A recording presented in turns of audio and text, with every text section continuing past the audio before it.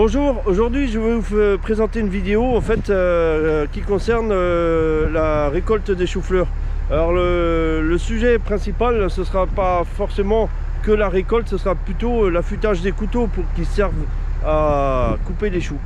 Donc en même temps, je vais vous montrer un petit peu, pour ceux qui ne connaissent pas, comment ça se passe pour la récolte.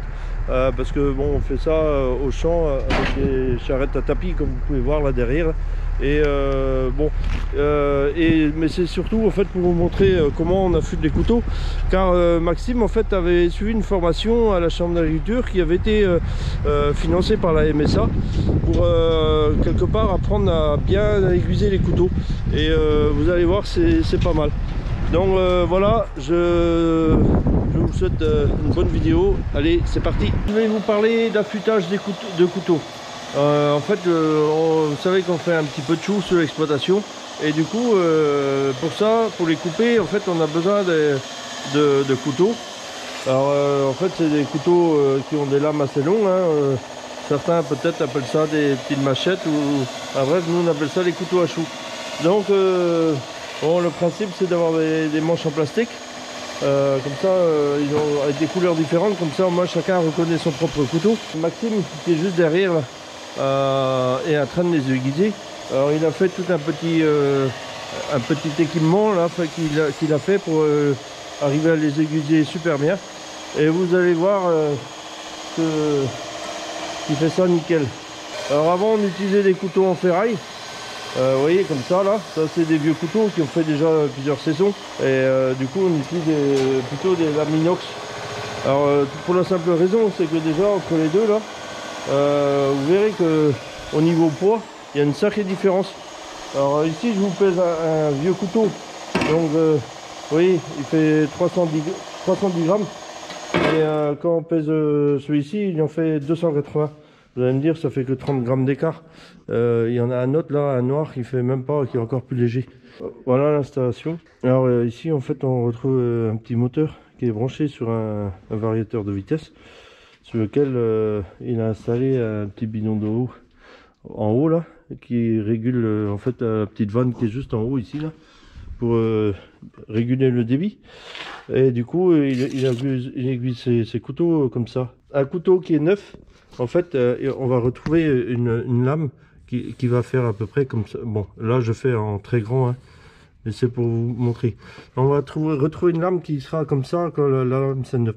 À force de aiguiser, ce qu'on fait, on diminue la longueur, on diminue. Pour finir, en fait, ce qui se passe souvent, c'est que les couteaux arrivés à un certain âge, ils font ça. Et du coup, alors, le tranchant, il n'est plus comme ici. Il est juste tranchant dans le bout, et après, en fait, il est très très large. Et c'est là le problème. C'est à partir de là, en fait, que quand vous avez beau essayer de les aiguiser, c'est beaucoup trop épais. Donc ce que Maxime fait, lui, c'est que chaque fois il aiguise sur toute cette partie qui est là pour en fait rendre une lame qui est le plus fine possible, comme ça. Donc au lieu d'aiguiser rien que la pointe, il aiguise systématiquement tous les côtés le plus haut possible pour que ça reste le plus tranchant possible. Alors en fait, il faut savoir que un coupeur à choux, il peut couper entre 1000 et 2000 choux par jour, par personne, je dis bien par personne, juste pour les couper. Donc vous imaginez, quand vous avez un couteau qui est mal aiguisé, bon, au bout d'une journée ça se passe bien, mais en fait quand vous faites ce travail répétitif tous les jours, vous vous retrouvez à avoir des problèmes, tendinite et tout ce qui s'ensuit. Du coup, l'intérêt c'est de, quand il y a des choses des fois qu'on ne peut pas soulager humainement. Par contre, ça, quand on peut aiguiser un couteau et que le soir vous retrouvez en super forme, parce que vous avez des couteaux super bien aiguisés et que vous avez mal nulle part, et ben vous êtes la moitié plus en forme pour le lendemain. Et du coup, vous avez un débit sûrement plus important et une facilité de coupe sûrement plus importante. Donc on voit en fait ce couteau-ci qu'il y a une partie brillante là. On voit la partie brillante là. On voit que en fait on est parti très très haut rechercher l'aiguisage au lieu de faire juste la pointe. Donc voilà, ça c'est le principe. Donc ça c'est la première étape. La deuxième, en fait, c'est, on a ici un vieux touret là, sur lequel on a mis c'est une roue en feutre, Et donc c'est une, vous voyez, c'est une roue toute souple. Et du coup, Maxime, il met C'est comme une petite pâte, un petit peu comme de la graisse, et ça sert à ce que ça frotte pas trop et que ça chauffe pas la lame quand on vient fignoler, quoi. Ouais, parce que l'intérêt en fait, c'est surtout de ne pas trop chauffer les lames. Bah, ça tire le trempage qui est fait pour avoir un acier dur qui tienne le plus longtemps. Et si on vient chauffer un petit peu à rouge, ça peut arriver. Bah, le trempage du coup ne fait plus d'effet, quoi. Et du coup, en fait, quand tu fais ça, c'est pour finir le fil, le fil de la lame. Quand tu finis. Quand on affûte avec la grosse machine, ça va avoir tendance à laisser quelques petits morceaux de ferraille qui vont rester sur le fil, sur la pointe. Ça permet de les enlever pour faire une pointe vraiment lisse et avoir un zéro absolu sur la pointe, quoi. Et du coup, vous allez voir, en fait, on va passer au test tout à l'heure. On va faire quelques petits tests et vous allez voir, ça coupe. Alors, il y a quand même un inconvénient. Alors, je vais vous expliquer, c'est que l'inconvénient, c'est que quand ils coupent bien les couteaux, faut pas taper sur les mains. Alors pour ça, en fait, vous voyez, on a des gants qui ont un peu toutes les couleurs là. En fait, c'est pareil. Bon, chacun a sa taille de gants et c'est des gants en fait en cotte de maille. Donc obligation pour chaque personne sur l'exploitation de porter un gant, donc à la main opposée qui tient le couteau évidemment, pour éviter que si jamais, comme les jours passés où il y avait beaucoup de vent, que la lame en fait elle dérape de sa trajectoire, moins si on touche la main avec, au moins que ça protège. Bon, ça peut arriver que ça coupe le gant, que ça coupe aussi la peau en dessous, mais évidemment, vous pouvez imaginer que s'il n'y en avait pas du tout, en fait, c'est des morceaux qui partent ou même des tendons coupés.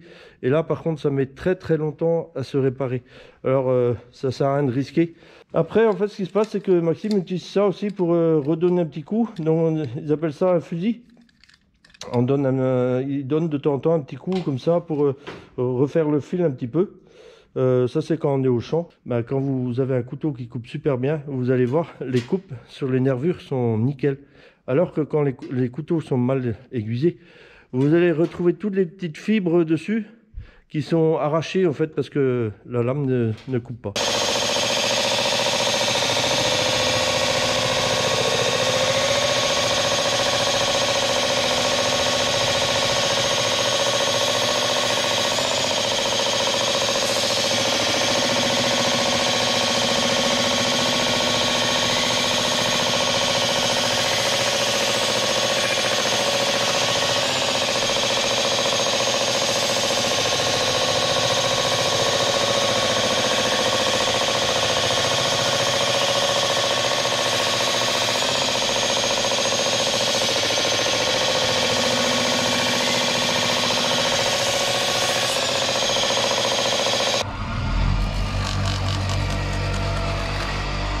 Là,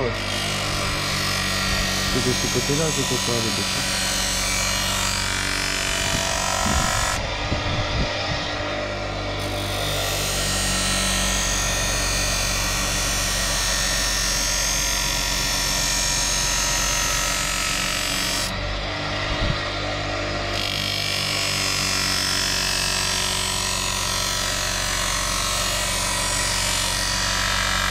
On voit qu'il y a plein de hachures là sur le bord de la lame, ça veut dire qu'il a été tapé autre chose que des chou-fleurs jusqu'à presque jusqu'ici.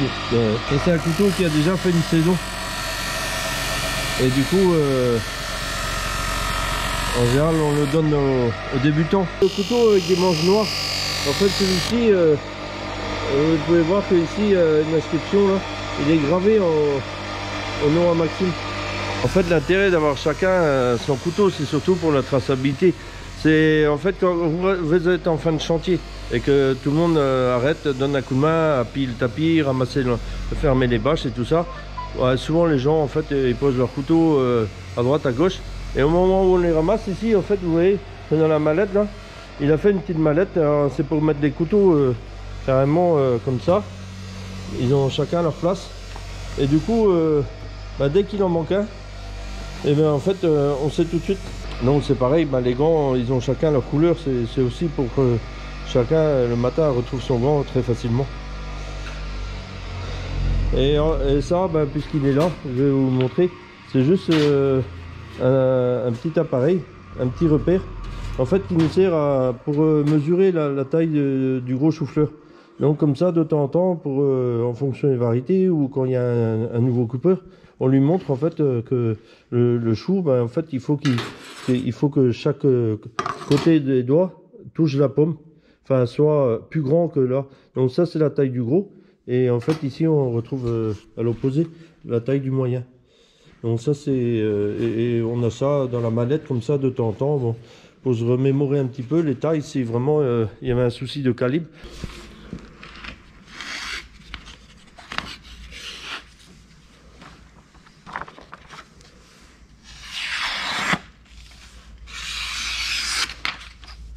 Et tu vois, il y a un tout petit accro ici là, et puis bah, quand on fait sur la feuille, ça accroche.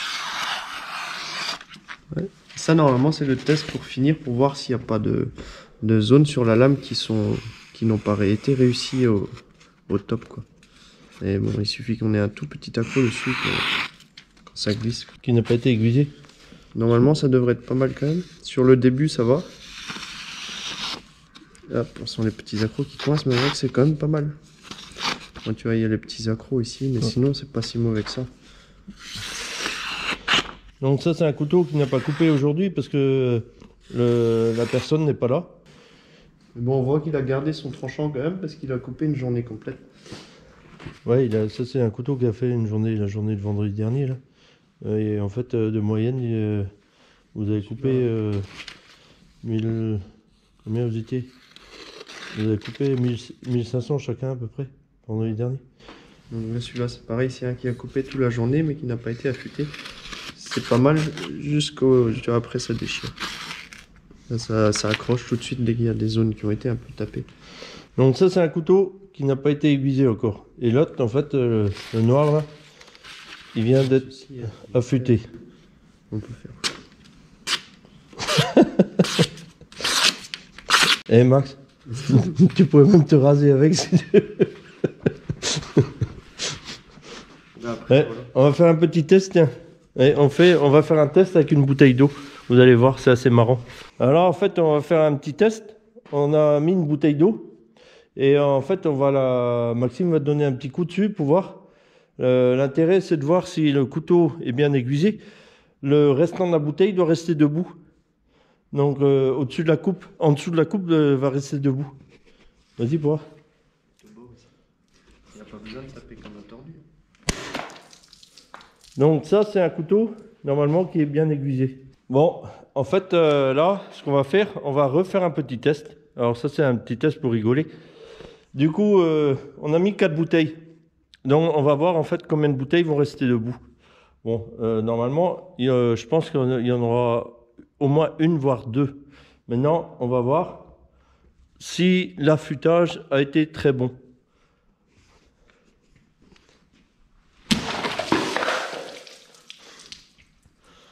Donc, comme vous pouvez voir, en fait, tous les fonds de bouteille sont restés debout. Hein, ils sont restés remplis d'eau, toujours. Alors qu'un couteau qui n'aurait pas été aiguisé, ben en fait, ça aurait fait chuter les bouteilles, au moins la dernière.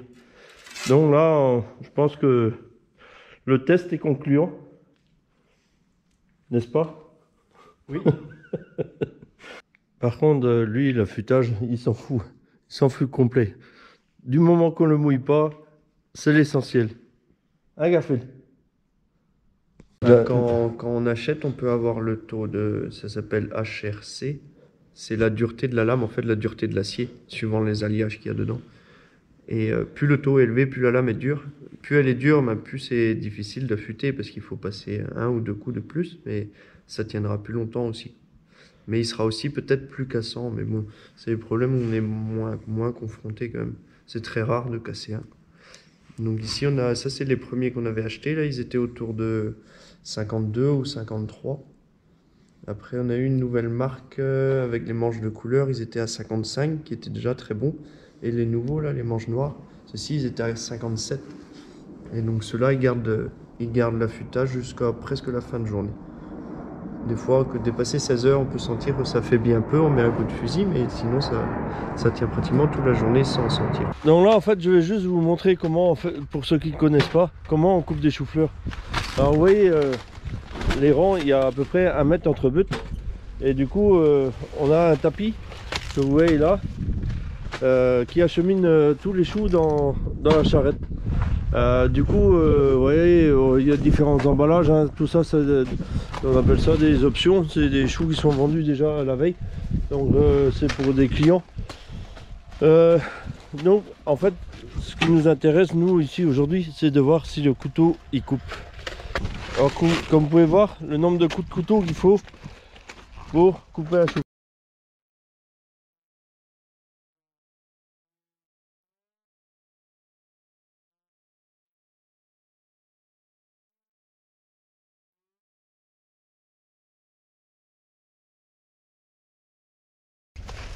Alors vous multipliez ça par le nombre de têtes coupées par jour.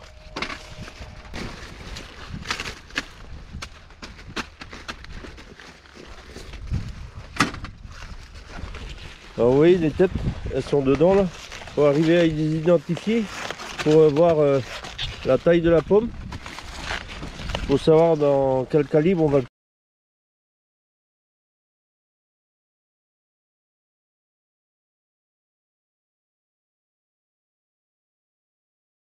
Alors ça, c'est une variété qui donne assez groupé, parce qu'il arrive que des fois on fasse 5-6 passages. Ici on n'en fera pas beaucoup. Alors tout dépend des variétés, du temps, du climat, de plein de choses.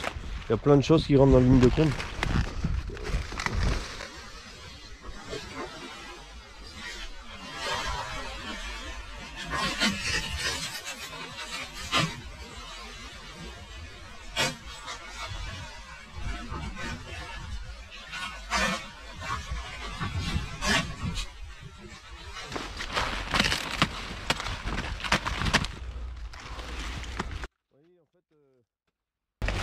Après, en fait, si on les coupe trop gros, eh ben, on n'arrive pas à les mettre dans les caisses. Bon, on a des critères à respecter pour ça.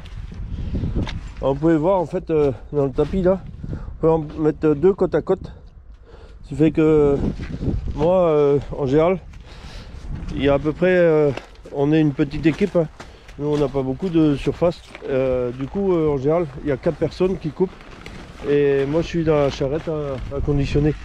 Voilà comment ça se passe. Et il arrive que quand c'est des coupes comme ça où tout est de rang, bah, des fois ça peut arriver que j'arrive pas à suivre. Comme en fait il y a non seulement les mettre dans les cajots, faire les palettes, mettre des liens et aussi mettre des tickets. Alors ce que je trouve le pire à faire, les tickets en fait c'est une obligation. C'est pour en fait la traçabilité. Comme vous pouvez voir ici, on a un petit ticket là. Donc, on a le numéro du producteur, le numéro du colis et la provenance en fait. La tenue de combat n'est pas tout à fait la même que celle des coupeurs, parce que moi en fait je suis dans la remorque à faire que conditionner. Non, le tracteur en général il avance tout seul dans les rangs. Donc, vous voyez là il est en première en pente. Alors c'est les vitesses qui avoisinent sont en dessous les 100 mètres heure. Bon là évidemment quand on coupe des choux on va plus vite que ça. On n'est pas nombreux, du coup on va le mettre à rouler le plus lentement possible. Donc quand ils arrivent ici, il y a un œil qui permet de faire arrêter le tapis. Et du coup ici j'ai mon petit tableau de bord là pour pouvoir changer les vitesses à l'intérieur de la cabine et arrêter le tracteur ou le faire avancer. Bon, maintenant je vais conditionner ça. C'est parti. Je vous remercie d'avoir regardé cette vidéo et je tenais à remercier particulièrement David, maraîcher du 76, alors qu'il m'a fait une petite surprise. Il m'a envoyé un colis d'endives le jour où il récoltait et du coup des endives qui étaient très bonnes d'ailleurs. Voilà, je vous souhaite un bon week-end, à plus.